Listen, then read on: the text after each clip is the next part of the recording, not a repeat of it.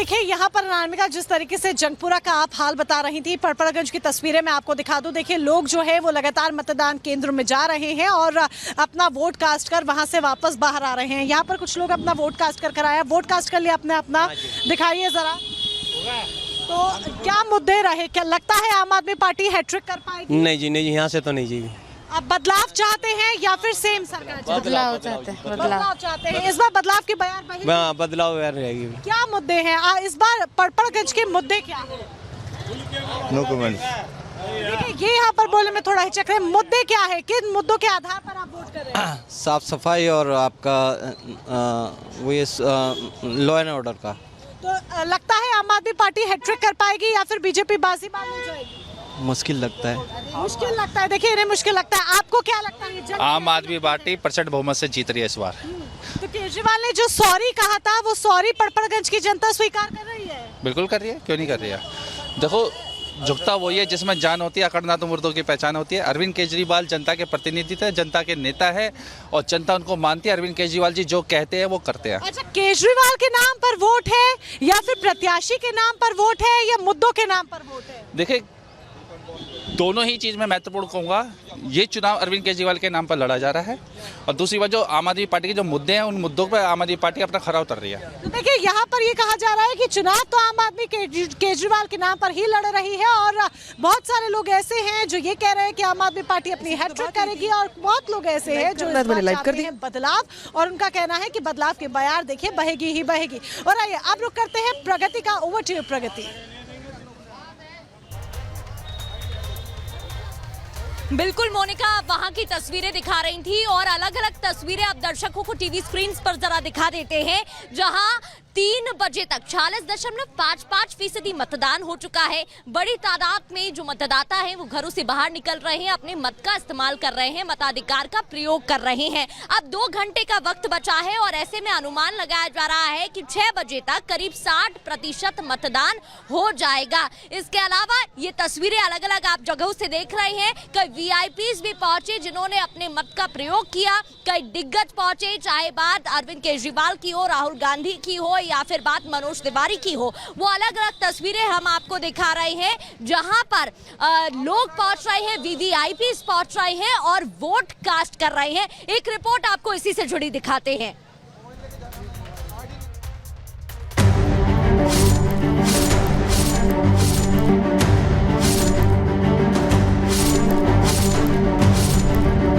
ये जो दिल्ली का चुनाव है, ये सिर्फ चुनाव नहीं है, ये एक धर्म युद्ध है। विकसित भारत की विकसित राजधानी के लिए आपका ये योगदान बहुत ज्यादा अनिवार्य और महत्वपूर्ण है। कृपया घर से बाहर निकलकर ज़्यादा से ज़्यादा संख्या में मतदान कीजिए।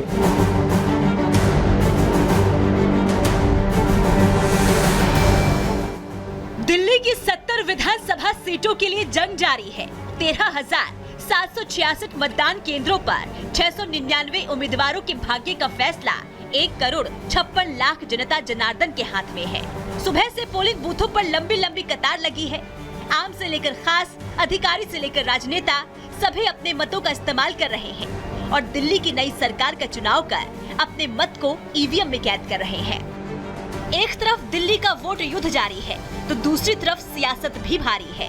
गुंडागर्दी वाले मुद्दे पर बयानबाजी अभी भी जारी है। ये जो दिल्ली का चुनाव है, ये सिर्फ चुनाव नहीं है, ये एक धर्म युद्ध है।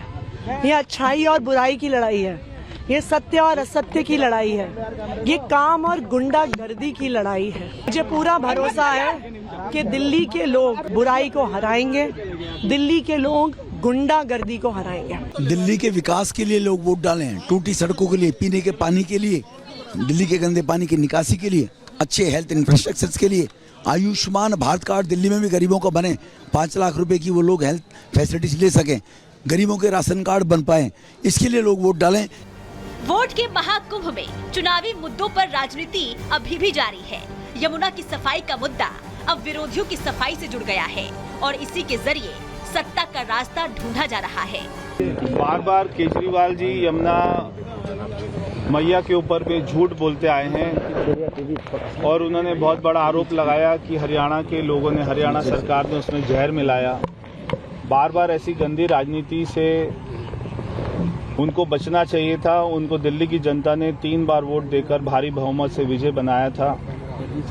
वो अगर चाहते, अगर उनकी नीयत साफ होती, ईमानदारी होती, तो वो सारे काम कर सकते थे। सामने वाली पार्टी तो गाली गलौज पे यकीन करके, गुंडागिरी पे यकीन करके चुनाव लड़ रही थी, पैसे बांट के चुनाव लड़ रही थी। लेकिन पैसे के दम पे अगर सरकारें बनती हैं, गाली गलौज के दम पे सरकारें बनती, तो या तो दुनिया का सबसे अमीर या सबसे गुंडा आदमी चुनाव जीतता। एक तरफ वोटिंग हो रही थी तो दूसरी तरफ नेता और प्रत्याशी एक दूसरे पर चुनाव में धांधली और चुनाव को प्रभावित करने का आरोप लगा रहे थे। कोई गुंडा तो कोई आक्रांता की उपमा दे रहा था। जानबूझ के जो है वोटिंग को रोकने के लिए, वोटिंग को स्लो कराने के लिए घटिया षड्यंत्र कर रहे हैं। तो भारतीय जनता पार्टी चुनाव हार रही है। हारने वाली पार्टी ये हथकंडे अपनाती है कि वोटर्स को किसी तरीके से रोका जा सके। ये गलत है। दिल्ली का चुनाव विश्व के सारे देशों के सब राजदूत आज अपने टीवी पे देख रहे हैं। क्या इमेज बनेगी हमारी? आम आदमी पार्टी के लोग हैं ही गुंडे, तो गुंडागर्दी करेंगे। अब कैसे उम्मीद करते हैं आतिशी जी, केजरीवाल और सत्येंद्र जैन जैसे लोगों से क्यों गुंडागर्दी नहीं करेंगे? पहली बार किसी ने कोशिश की है कि पंजाब को लूटे और लूट के वो धन दिल्ली लेके आए। इस बार के चुनाव में केजरीवाल को चौथा टर्म मिलेगा या 27 साल का सूखा पटेगा, ये 8 फरवरी के दिन साफ हो जाएगा।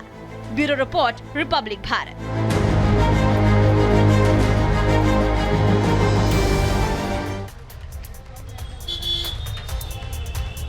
तो आम आदमी पार्टी क्या है ट्रिक लगाएगी अपनी ईमानदार छवि को लेकर? केजरीवाल जिस तरीके से कह रहे हैं कि अगर मैं कट्टर ईमानदार हूं, इसका जो टेस्ट है वो जनता लेगी और जनता तय करेगी, तो जनता क्या वाकई में उन्हें ईमानदार मानती है या फिर बीजेपी अपना 27 साल का सूखा मिटाने में कामयाब हो पाएगी? एक बड़ा सवाल। तस्वीर 8 तारीख को साफ हो जाएगी, लेकिन उससे पहले कुछ तस्वीरें हम आपको दिखाते हैं। आपकी टीवी स्क्रीन पर ये 6 तस्वीरें फिलहाल आपके सामने हैं। किस तरीके से नेताओं ने पूजा पाठ किया है, क्योंकि आज का दिन उनके लिए बेहद अहम हो जाता है। उनकी किस्मत का फैसला जनता ईवीएम में कैद कर रही है। ऐसे में कैसे उन्होंने पूजा पाठ किया, उसकी तस्वीर आपके सामने है। दूसरी तस्वीर जरा देखिए, बूथ सेंटर पर किस तरीके से लंबी लंबी कतारें लोगों की लगी हुई है। लोग कतार में खड़े हैं, अपनी बारी का इंतजार कर रहे हैं ताकि वो भी अपने मत का इस्तेमाल कर सके। तीसरी तस्वीर आपके सामने आदर्श मतदान केंद्र की है कि किस तरीके से यहाँ पर भी लोगों का जमावड़ा है। चौथी तस्वीर उन लोगों की जो कि फर्स्ट टाइम वोटर्स है, और ये फर्स्ट टाइम वोटर्स कितने उत्साहित नजर आ रहे हैं और कितने अवेयर है, कितने जागरूक है, वो ये तस्वीर बयां करती है। और इसके बाद 5वीं तस्वीर आपके सामने महिलाओं की है कि महिलाएं भी किस तरीके से अपने घरों से बाहर निकल रही हैं। ये वो आधी आबादी है जो फैसला बदलने तक की क्षमता रखती है, और बीते चुनावों में हमने देखा है कि किस तरीके से आधी आबादी की जो भूमिका है वो बढ़ी है और वो चुनावों में पहले से भी ज्यादा दिलचस्पी लेती हैं। और 6वीं तस्वीर आपके सामने बुजुर्गों की है कि जो कि उम्र भी उनके आगे हावी नहीं हो रही है, ठंड भी उनके आगे हावी नहीं हो रही है, और बुजुर्ग अपने घरों से बाहर निकल रहे हैं, अपने मताधिकार का इस्तेमाल कर रहे हैं, अपना वोट कास्ट कर रहे हैं। आप